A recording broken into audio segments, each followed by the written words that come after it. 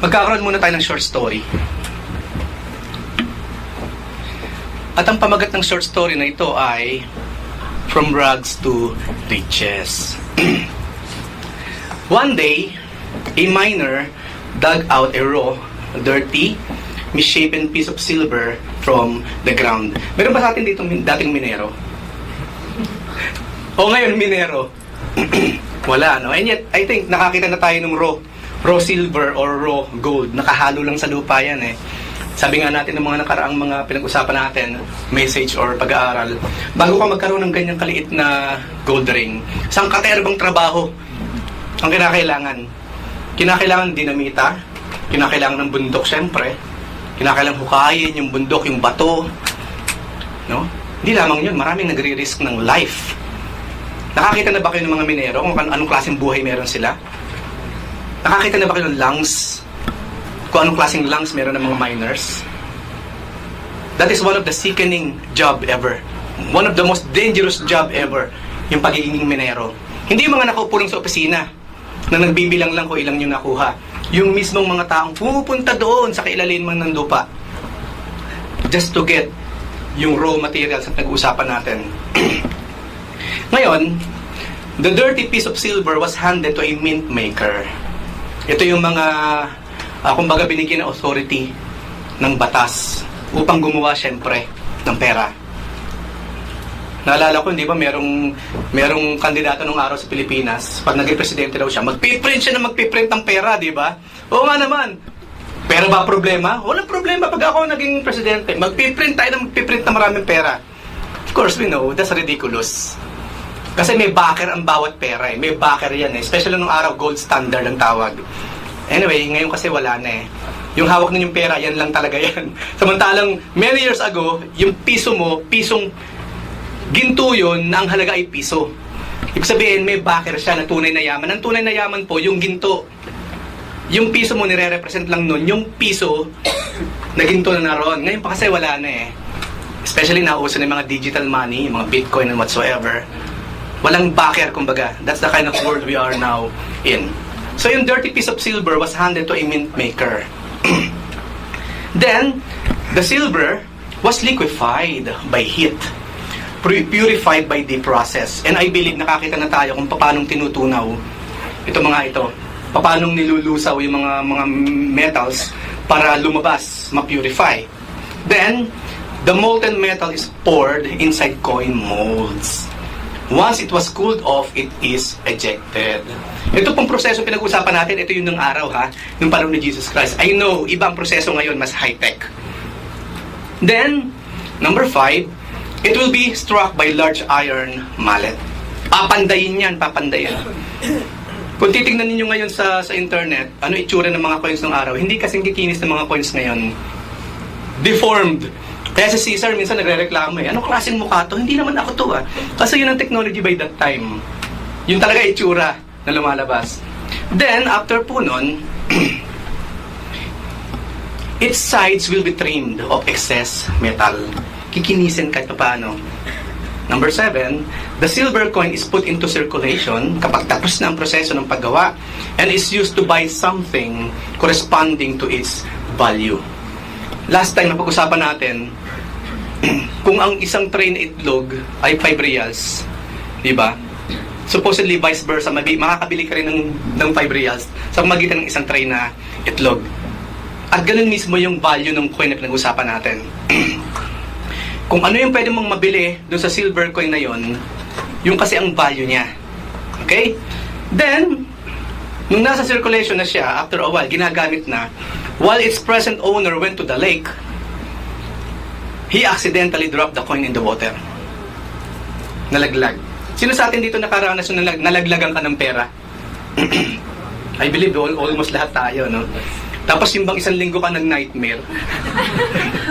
Especially pamasahe mo yun eh. Nakaranas na ba tayo ganun? Ang pera mo na lang talaga pamasahe. Pamasahe. Nawala pa. Anong feeling? Ang layo pa naman ng bahay mo.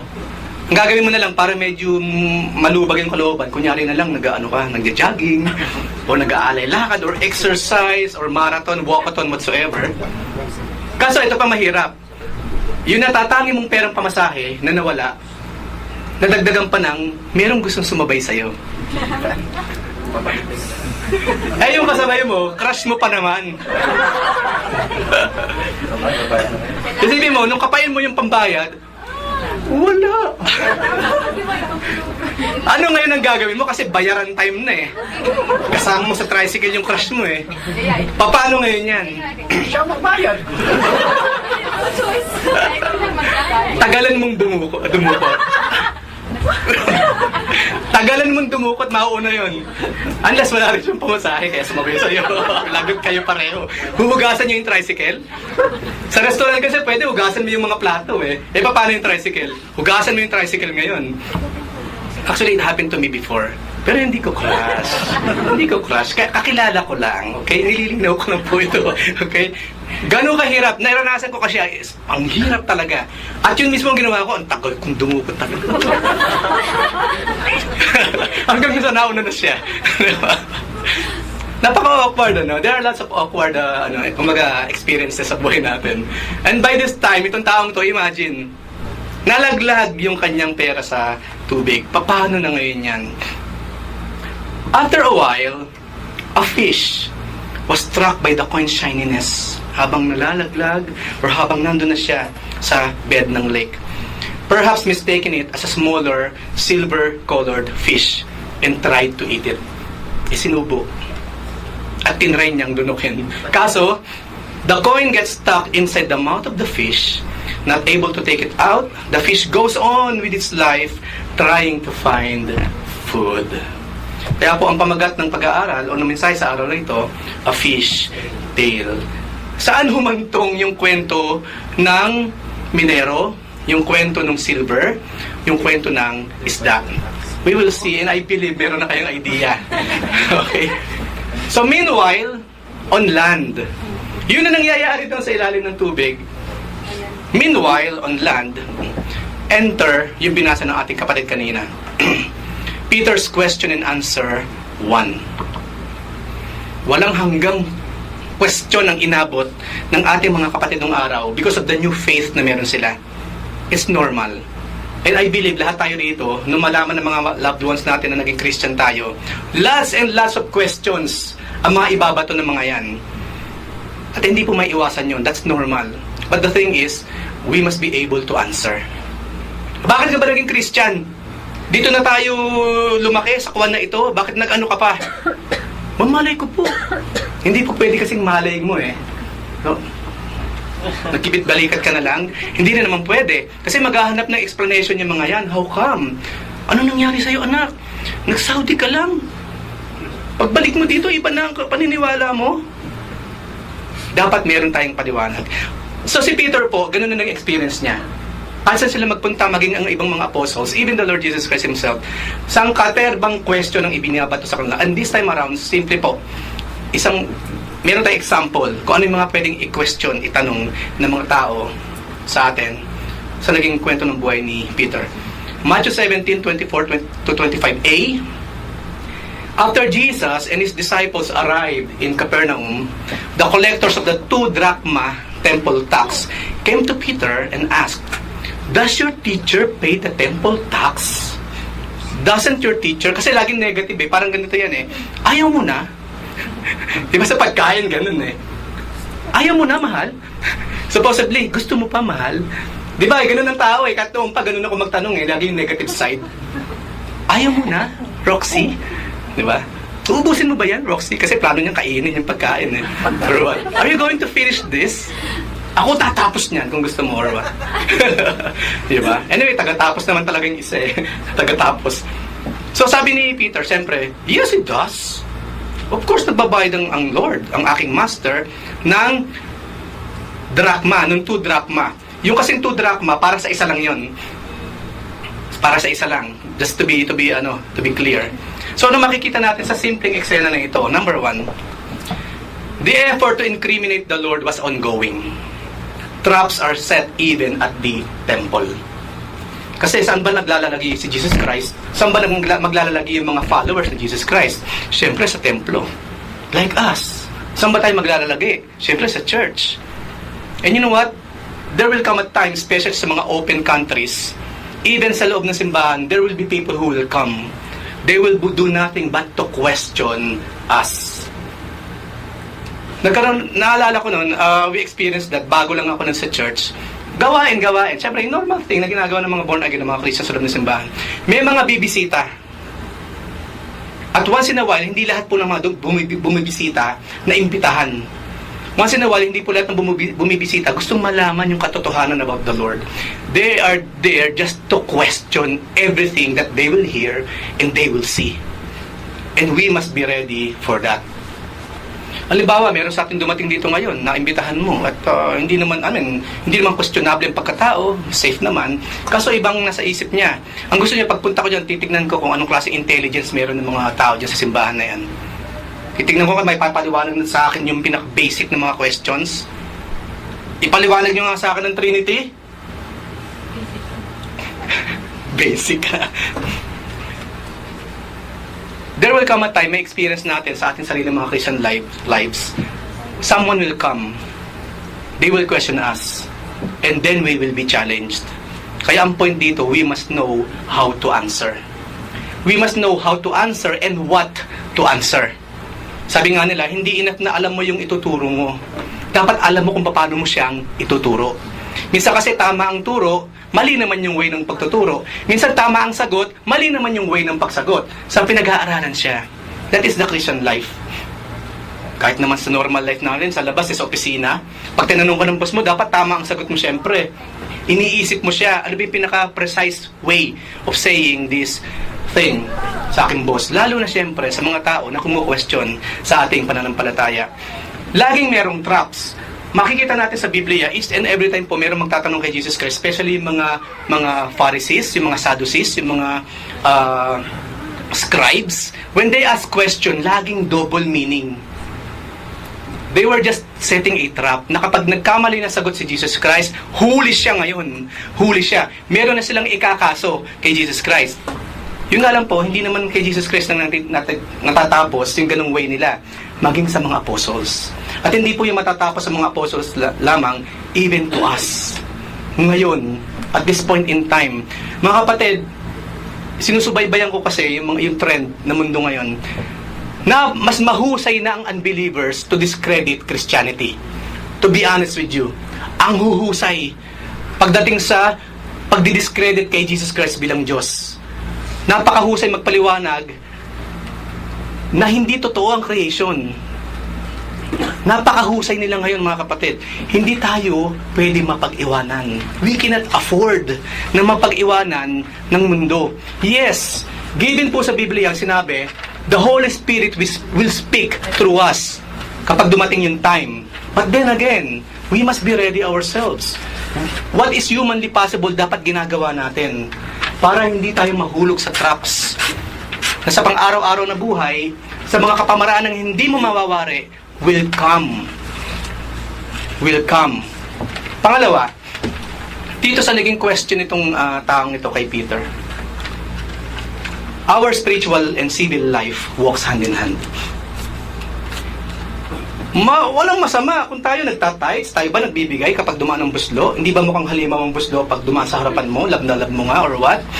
Walang masama doon. Pero itong ngayon question ko, are we paying our due sa governments na kinabibilangan natin? Of course, ang OFW, we are exempted, di ba? Pero let's say, kung nandun tayo sa Pilipinas noon, are we even paying our taxes? Or we are doing everything in our power to dodge, takasan yung pagbabayad ng tax? Kung hindi man yung tax yung due na kinakailangang ibigay natin sa ating mga authority. It walks hand in hand. Kasi alam nyo, again, halimbawa, ganito, taga-BIR ngayon, di ba? Sinisingil ka na. Lahat ginawa mo para maiwasan yung tax na dapat lang bayaran mo. E di nakalusot ka. To make the story short. Isang araw, habang nagpe-praise and worship kayo, hallelujah, di ba? Napaka-emotional mo pa. Pagtapos ng awitan, pagtingin mo, yung BIR collector kasama mo sa church. Tapos ibang tingin sa'yo, you're right. Punong-puno ng damdamin kung umawit. Yung tax hindi binabayaran, yung dapat yung mabayaran. it will happen.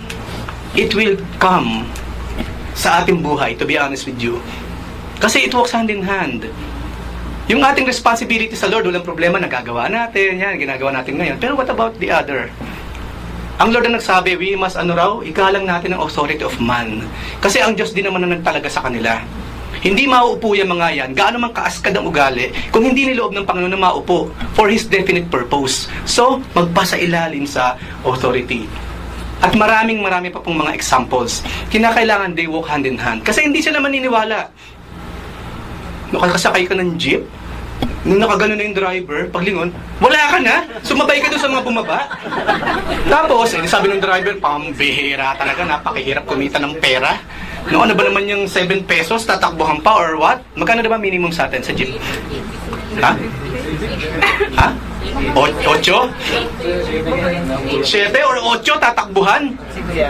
Nangingi pa ng sukle. Tumingi ka pa ng sukle. Mama, sukli ko. Ang lakas pa ng loob, yabang, ang tapang pa eh. Kung hindi man ganun, pumunta ng karinderya. No? Pagkaubang pag-upo, libreng sabaw nga. Galit pa eh, libreng sabaw daw eh. Tapos may baon siyang kanin. Libre talaga lahat. Eh, ang tubig ganun din. Nawasa lang naman yan eh. No?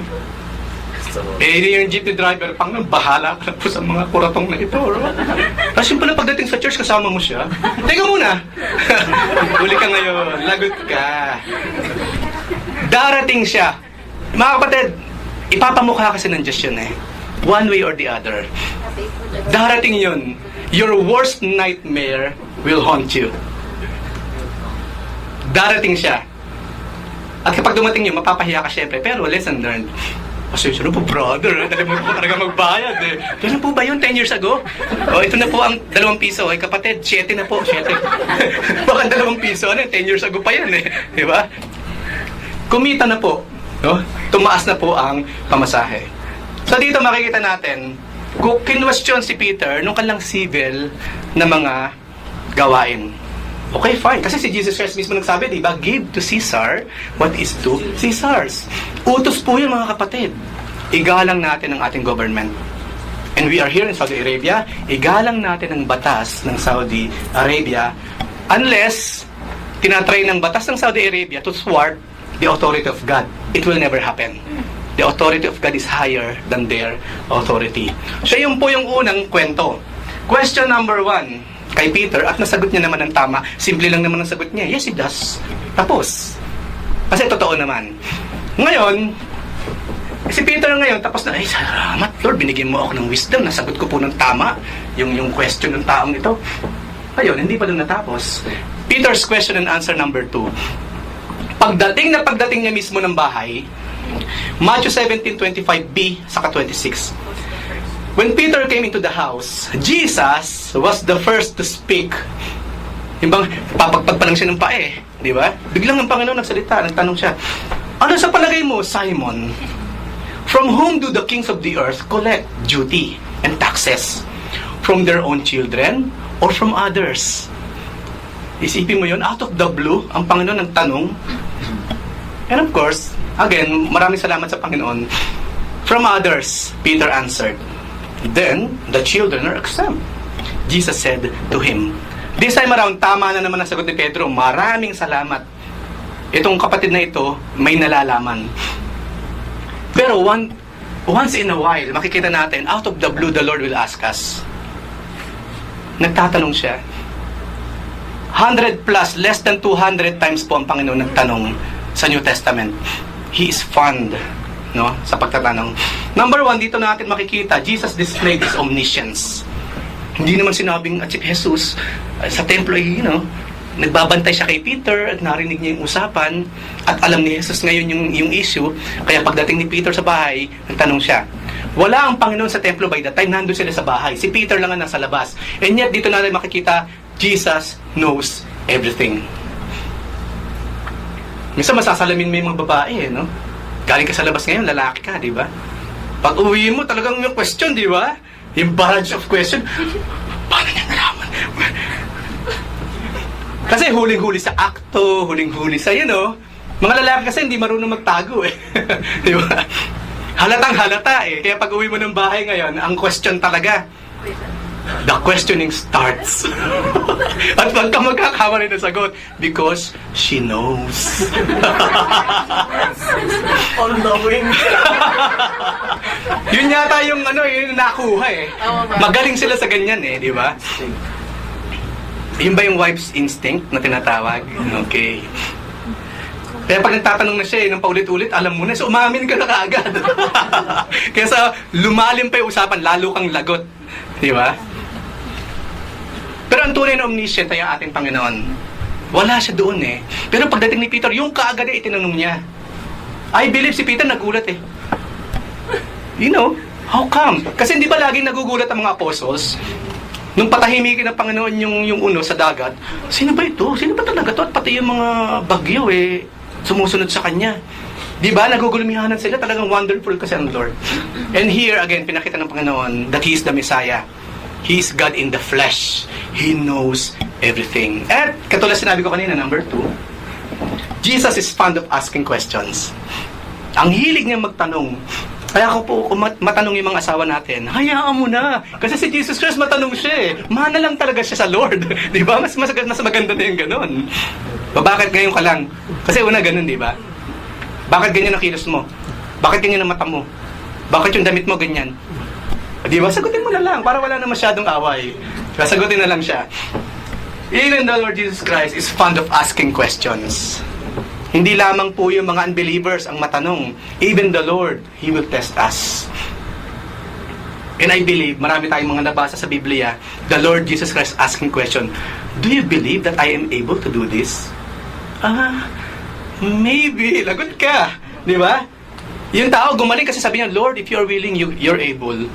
Ang ganda ng sagot niya, di ba? Yung iba kasi, bahala ka na, Lord. Paminsan-minsan, I believe, God is asking us questions in our private times. Yung tanong ng Panginoon kay Peter, 3 times kaagad yun eh. Do you love me? Do you love me? Do you love me? May point kasi ang Lord dun, kaya nga si Peter, nung pangatlo, nalungkot na siya. Kasi alam niya, meron siyang kakakulangan.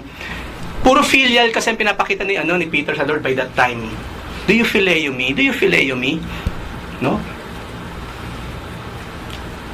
So the Lord is fond of asking question at number 3. Jesus stirs up common sense and is an expert in making it the highest sense. Kasi simple lang naman yung tanong ng Panginoon eh. Simple rin naman ang naging sagot ni Peter, di ba? Pero ang laki ng impact sa atin nitong eksenang ito. Tignan niyo yung story behind sa itinanong ng Panginoon. That story is how blessed we are. Ang hinihingan lang ng tax, yung mga hindi anak. Pero yung mga anak niya hindi. Ay, hindi pala dapat nagtatights or what? I'm not talking about that. Hindi yun. We know. Iba kasi yung anak, iba yung hindi anak. Ang gusto palabasin ng Panginoon dito, you are highly favored. You are highly favored. Diba sa ibang bansa nga ang kahilingan nila, sige, since naging hero ka, iniligtas mo ang buong universe sa isang heroic na bagay or what, ano ba ang gusto mo na kapalit ng iyong heroism? I will never pay tax anymore, ever! Big deal yun pagbabayad ng tax, especially sa ibang bansa. Kasi, what, 40%? 60% ng sahod mo, itatax mo sa government. Kaya kapag nagbigay ka ng question, anong gusto mo ibigay ng government sa'yo? No more tax ever. Kasi malaking bagay yun. At kay Jesus Christ, yung sinasabi niya, you are highly favored. Meron kayong tinatangkilik sa buhay, hindi tinatangkilik ng mga unbelievers.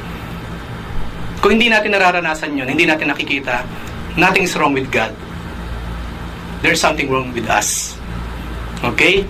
So Jesus stirs up common sense and is an expert in making it the highest sense. Simpleng tanong, simpleng sagot, pero napakalalim ng gusto niyang sabihin. And that is the high favor ng Lord sa kanyang mga anak.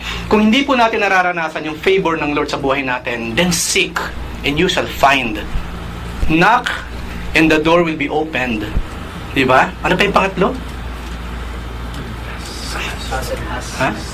Ask and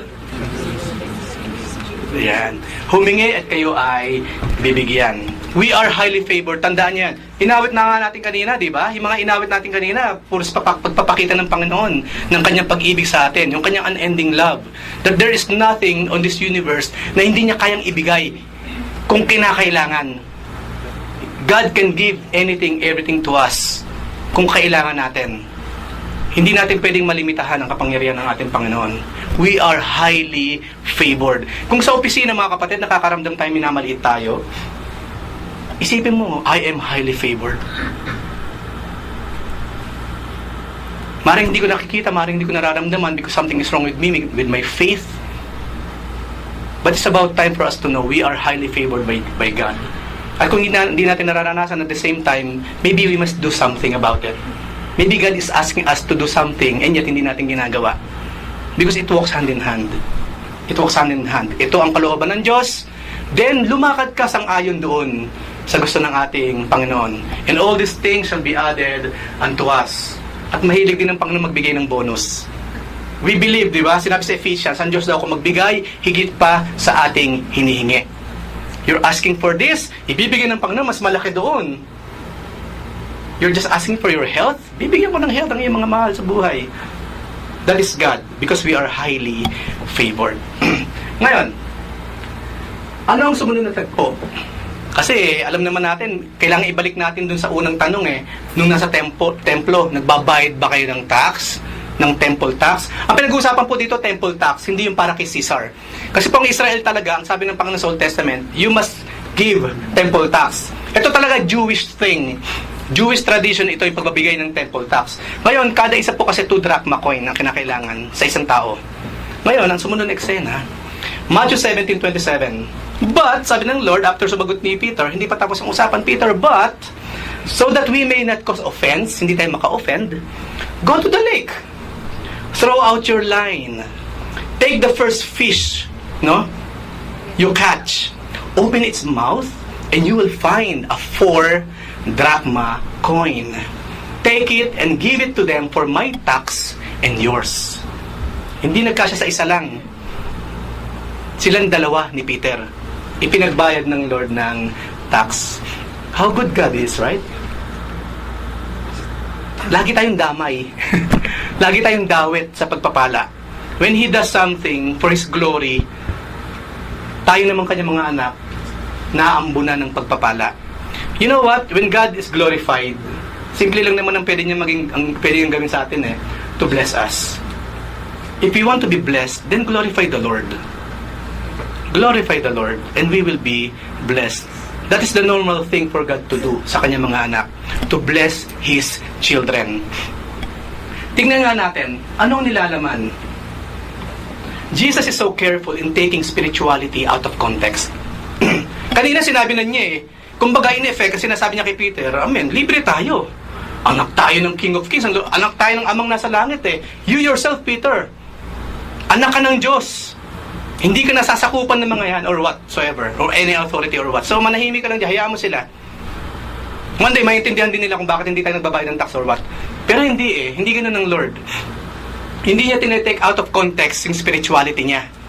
Ginagawa pa rin niya yung kanyang obligation as a human being by that time.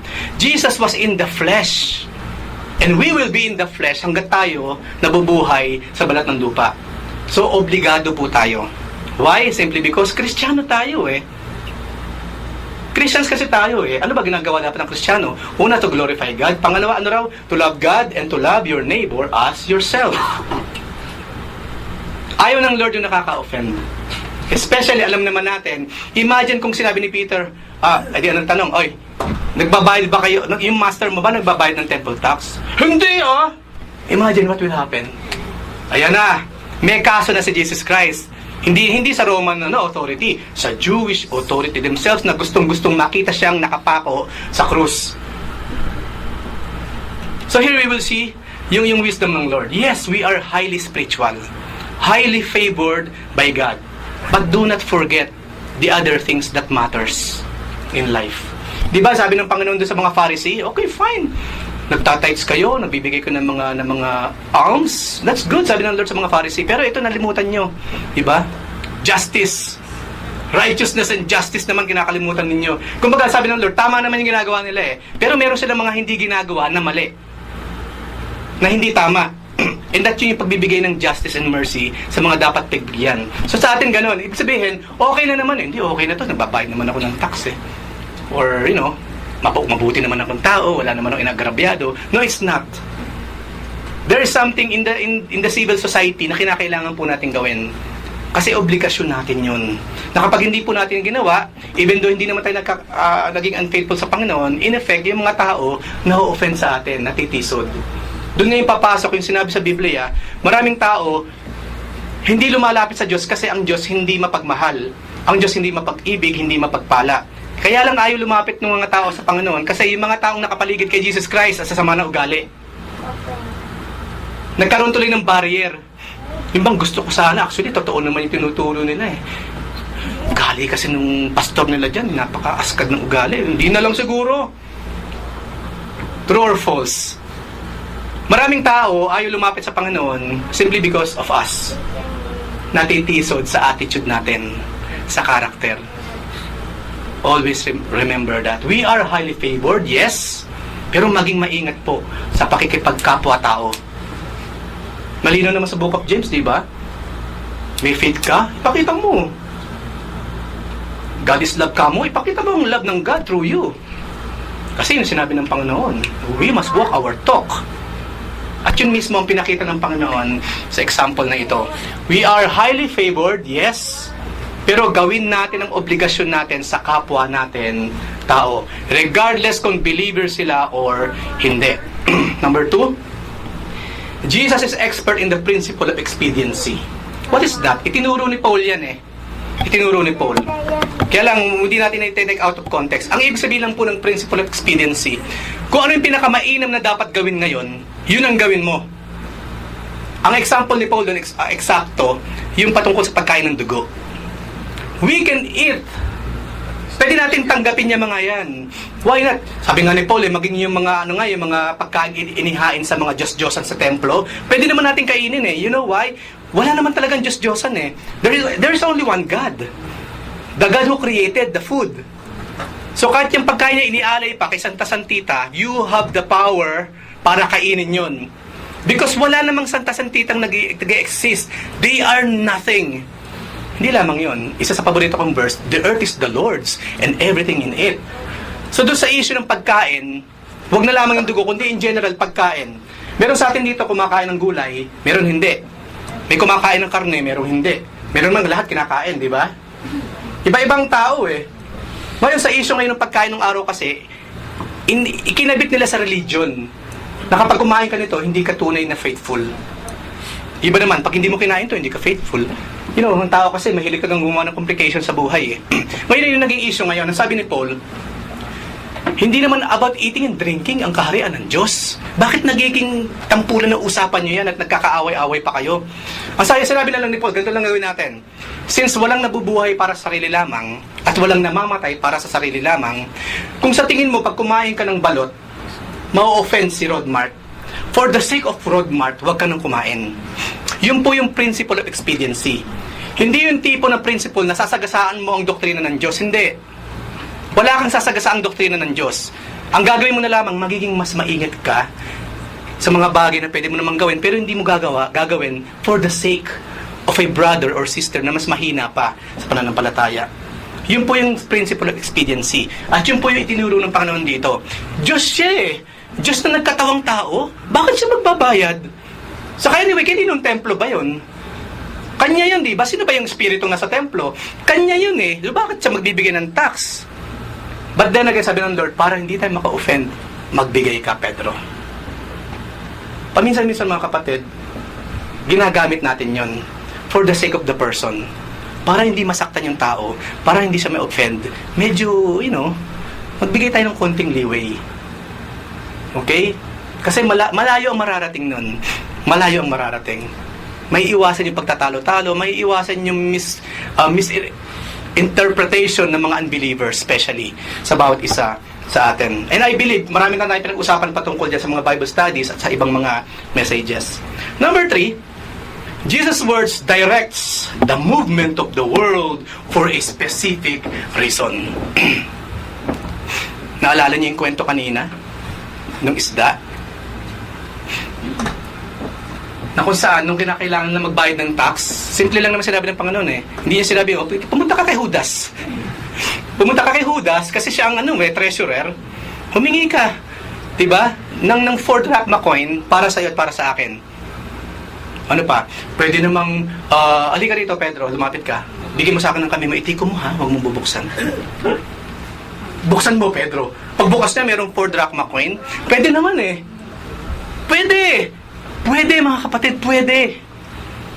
Maraming way ang Lord para makapag-produce siya ng 4 drachma coin that time. Marami. He is God. He can create something out of nothing. Pero hindi niya pinili. Hindi niya pinili.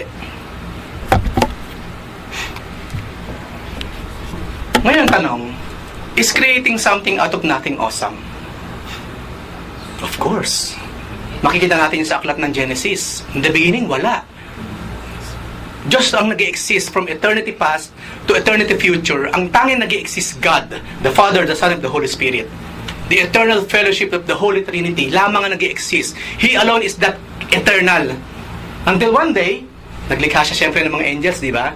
And then one day, even though yung day hindi siya aplikado anyway, gamitin natin for the sake of usapan. Then one day, nilikha niya ang physical universe from what? Anong table of elements nag-exist by that time nung wala pang physical universe? Ang table of elements po, hindi pa nag-exist. And yet, out of nothing, nag-create ang Panginoon. Let there be light. At malamang sa mga dumadalo po ng Miyerkules, kahit paano naikwento ko sa inyo, the wonder of light. No wonder yung unang nilikha ng Panginoon. Light. Let there be light. Because God is light. Hindi lamang yun, ang mga physicists po, hanggang ngayon, hindi nila alam, what is this? What is this thing na dumadapo sa aking balat at nag-illuminate sa buong kwarto? Ang alam ko lang mayroong source at itong mga ilaw na ito. Pero what is that beam? No? What is that? Is this molecule? Is this matter or what? What's this? No? May meron nagsasabi, light is a matter kasi nabe-bend siya. You know yung anyway, theory of what do you call this, yung kay Einstein, relativity. Nakita kasi nila ang space at ang light nagbe-bend. Na kung merong araw dito, nandito ang buwan, for some reason yung liwanag gumaganon siya. Nagbe-bend, di ba? Sabi nila, merong nagsasabi na ang light is a particles, no, tiny particles. Pero merong namang kalahati ng mga scientists, no, it's not. It's almost not existing, no? Na hindi mo kasi siya in order kasi na masabi mong matter ang isang bagay isang bagay, kailangan meron siyang weight. At kumakain siya ng space. Ngayon to, how? How is that? Hanggang ngayon po, ang scientists, hindi sila solid. What is light? Is it matter or something else? Hindi lang maipaliwanag yan. All we know, merong source, pag dumapo dyan ngayon yung liwanag, nakikita mo sarili mo. Patayin mo siya, wala ka. Zero, blackness, right? That is the wonder of light. Alam mo mga kapatid, kung tayo lang magtutuon sa mga creation ng Panginoon, even sa mga tiny things na ginawa niya, you will see the wonder of God. The wonder of the things na kanyang ginawa. What is light? Sabi nga natin sa pag-aaral natin pag Miyerkules, itong mga bagay na ito, solid siya, di ba? Pero kapag ang kausap mo physicist, yung pong solidness is just an illusion. It's not really solid. Kasi pag nag-zoom in ka, ito ay magiging molecule. Mag-zoom in ka, yung molecule, ano siya? Atom. Mag-zoom in ka sa atom, ano siya? Proton, neutron, and so on and so forth. Mag-zoom in ka sa proton, sa neutron, pinakita na ating kapatid sa illustration, quark. After po ng quark, there is nothing there. Just pure energy na hindi mo kayang i-measure. Hindi mo, something out of this world. Kaya nga, doon lumabas yung salitang quantum physics.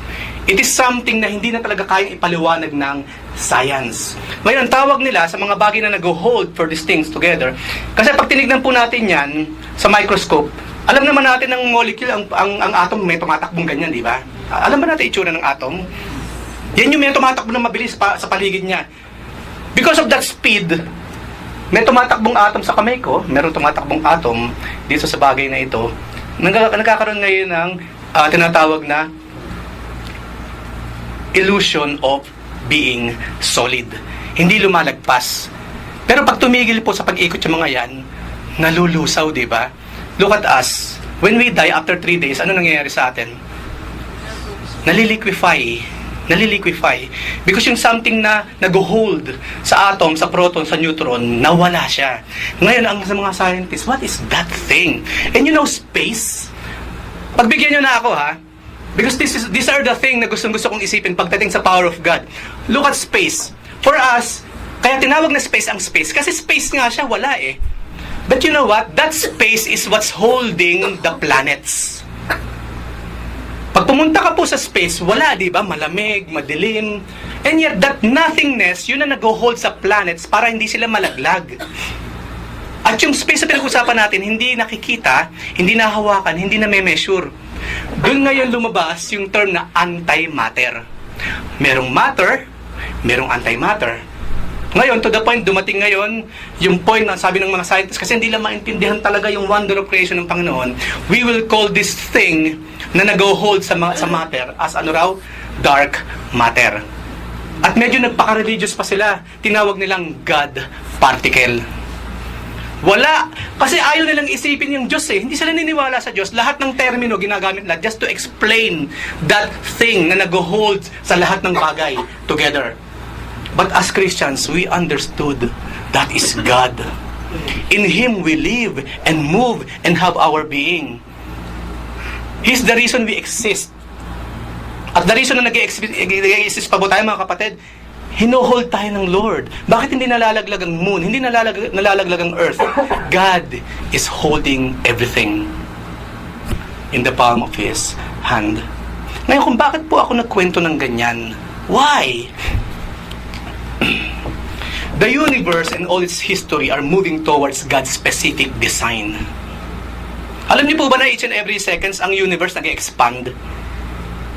Kung kanina, kunyari lang to kasi hindi naman ako physicist or scientist. Kung kanina po, ang layo ng Milky Way sa Andromeda Galaxy, kunyari lang 1 trillion kilometers. Ngayon po, after few minutes, mas malayo na siya. Because the universe is ever expanding each and every second.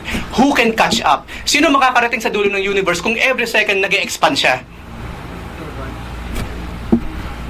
And yet we know God covers everything. That is the wonder of creation. Mga kapatid, kung mahilig kayo sa science, look at science in God's point of view. You will see it's wonderful. Hindi po tayo anti-science mga kapatid. No, we're not. We love science.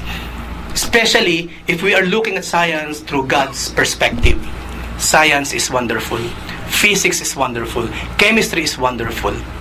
Hindi katulad sinasabi lang tayo mga Kristiyano, we are anti-science. No, we're not. We love science. Me, myself, I love science mga kapatid. To be honest with you, I love these things. You know why? Kasi kapag tinignan ko science through the eyes of God, Lord, you're so wonderful.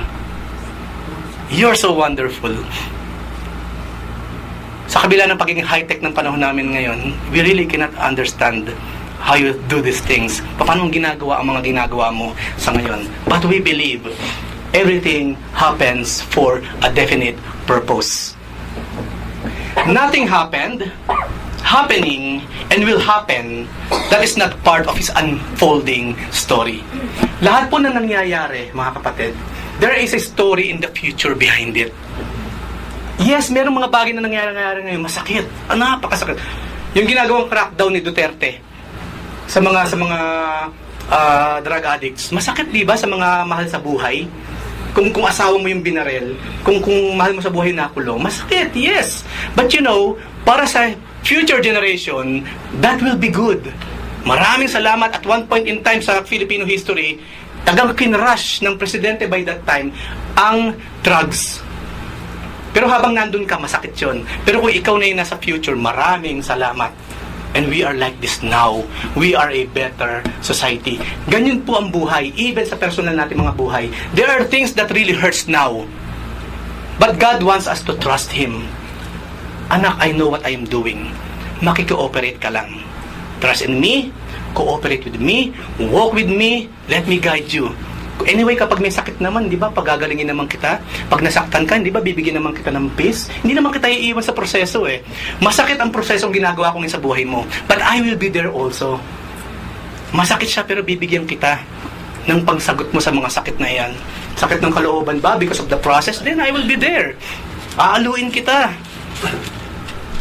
It is painful but it is necessary. Katulad po sa naging kwento natin kanina, hindi nagkataon na sinubo ng isda yung coin. Mga kapatid, this is my challenge to you. Hanapin nyo sa Biblia yung salitang nagkataon. Coincidence. Hindi po yung bukang bibig ni Jesus. Hindi yung bukang bibig ng mga apostol. There's no such thing as coincidence.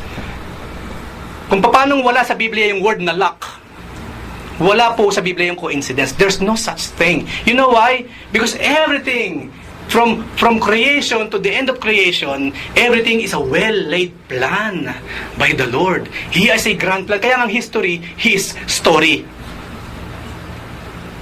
That is the paradox. That is the paradox sa marami. But to us, Lord, you are God. You have the prerogative over this thing. You're the master, you're the potter, I am the clay. I will follow you wherever you will lead me. Through pain, okay lang, Lord. Through sufferings, okay lang, Lord. Basta't alam ko, in the near future, everything will be beneficial for me and for the greater good of the many. Ganun po kung kumilos ang Panginoon. And for the meantime, sa proseso, let's practice our faith. Mag-obey sa kanyang kalooban. Study more. Seek His will more. No? Ngayon ang tanong.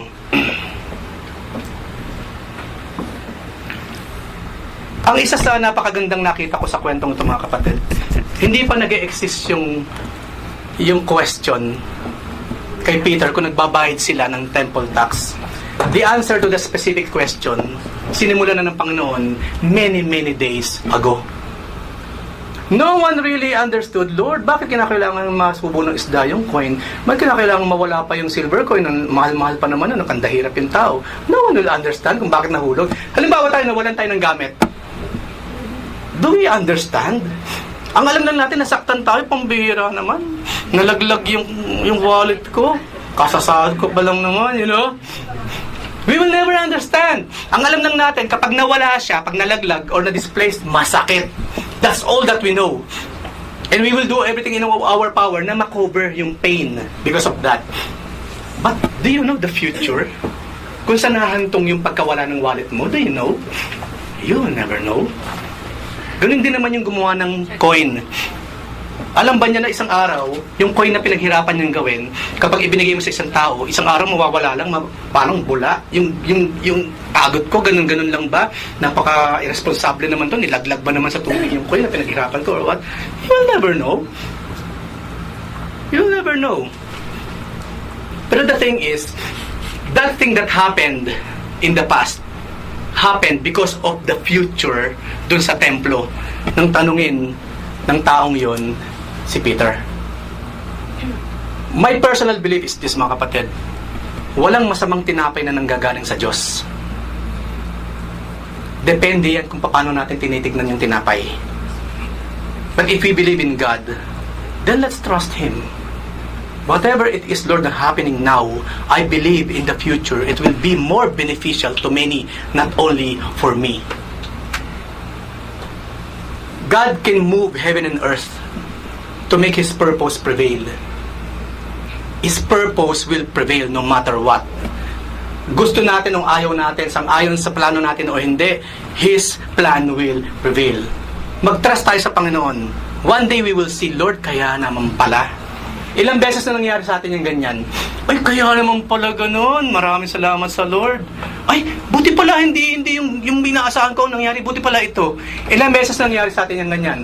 Maraming beses. Maraming beses na pinatunayan ng Panginoon yan. Even us, sino sa atin nang nangarap na lumaliit ka? Mapupunta ka ng Riyadh at 20 years ka sa disyerto ng Saudi Arabia. Sino nangarap ng ganun? O ikaw, Totoy, ano man pangarap mo sa buhay?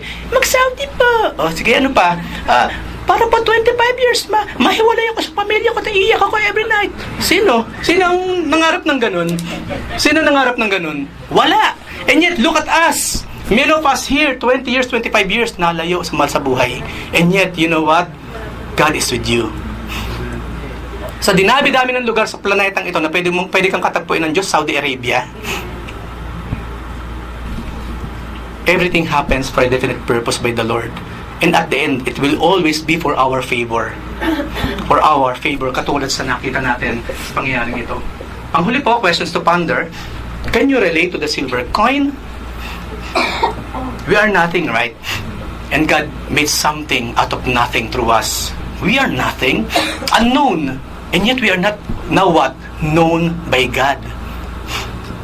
Yun ang sinabi ng Panginoon to the Apostles Kailan lang we are nothing naman We are someone, no one, we are no one, and yet we are someone in the sight of the Lord. Kilala tayo ng Panginoon. Pangalawa, can you relate to the fish? You're just, mending your own life. Di ba? Ganun naman tayong lahat Namumuhay lang tayo sa pang-araw-araw natin buhay, yung plano natin, sinusunod natin, and so on and so forth. Biglang isang araw, hindi wala kang kamalay-malay, you're just part of a bigger plan. Yes, we are. Namumuhay tayo in our own lives using 100% of our free will. But you know what? We are part of a bigger plan and a bigger will, and that is of God's. And one day you will realize, kaya naman pala Maraming salamat, Lord, I was there. Lalo pa naman ngayon, ang hilig ng mga tao sa I was there, I was here. Pumunta sa Hidden Valley, I was here. Wala na mapaglagyan kasi ang dami ng graffiti Nag-iwan ng basura, I was here. Pero ang kagandahan nun, ngayon, sa paanan ng Panginoon, masasabi natin, Lord, thank you very much, I am here now. At your feet, Panginoon, sa iyong tabi. And number 3, how's your civil life? Hindi po enough na tayo, ginagawa natin lahat sa loob ng simbahan. We must do everything in our power na gawin yung dapat nating gawin sa authority ng tao. At napag-usapan na natin na mahaba yan kanina at maraming examples pa. Number 4, are you willing to be a part of Jesus' story regardless how menial it may be? Kasi hindi naman kasi lahat talaga gagamitin lang pa sa isang napaka-engranding kapamaraanan But okay lang, si Jesus Christ nga, ano ba siya na magkatawang tao? Total unknown. Carpenter, wala raw pinag-aralan. Ano kinaiba natin kay Jesus Christ? So anyway, it is God's prerogative how to use us. But kaano man mukhang kaliit tayo ginagamit ng Panginoon, mga kapatid, you will see that something small sa ating mata will be grand and great in the future sa malaking plano ng ating Panginoon. Panghuli po, Psalm 135:6, the Lord does whatever pleases Him in the heavens and on the earth, in the seas and all their depths. Because He is Master, He is Lord, He is King, He is Sovereign, He is the Creator. He has all the power and prerogative to do everything that will please Him. At totoong-totoo na, panghuli po, Proverbs 16:4, the Lord has made everything for its purpose, even the wicked for the day of trouble. So everything moves inside the hand of God. So if we will please someone, please the Lord, please the Creator, please the Master, please the King, because He has the power over everything. Hindi lamang sa buhay natin, maging doon sa kaitaas-taasan, kailaliman, hawak yan ang kapangyarihan ng ating Panginoon.